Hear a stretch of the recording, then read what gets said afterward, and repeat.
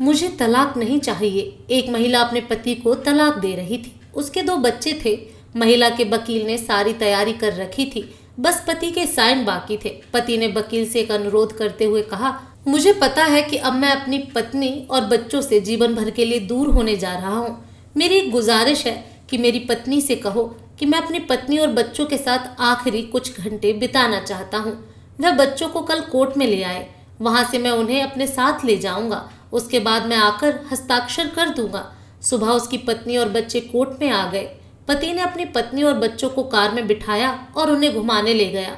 बच्चे कभी माँ से लिपट कर प्यार करते तो कभी पापा से लिपट जाते, कभी आइसक्रीम खाने की जिद करते तो कभी पार्क में जाने की जिद करते।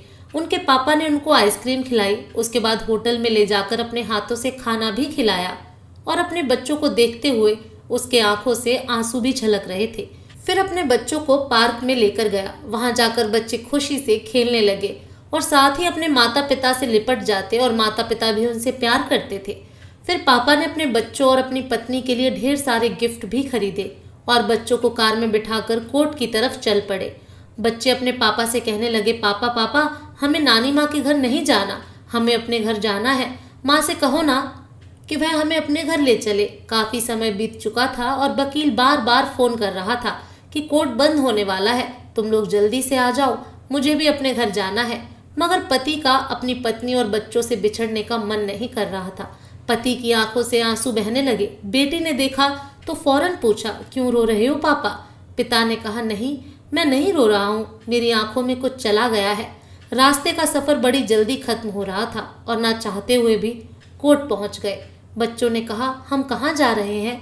ये हमारा घर नहीं है, हमें अपने घर जाना है, और रोना शुरू कर दिया।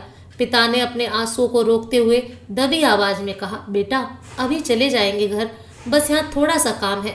कमरे में पहुंचते ही वकील साहब ने कागजों पर हस्ताक्षर करने को कहा, जिस पर पत्नी ने वकील से कहा, मैं अपने पति से तलाक नहीं चाहती, मैं अपना केस वापस लेती हूँ। इसके बाद पत्नी और पति दोनों ने एक दूसरे से माफी मांगी कि वह दोनों अपनी अपनी जिद की वजह से अपना घर बर्बाद करने चले थे और साथ ही अपने बच्चों की जिंदगी भी।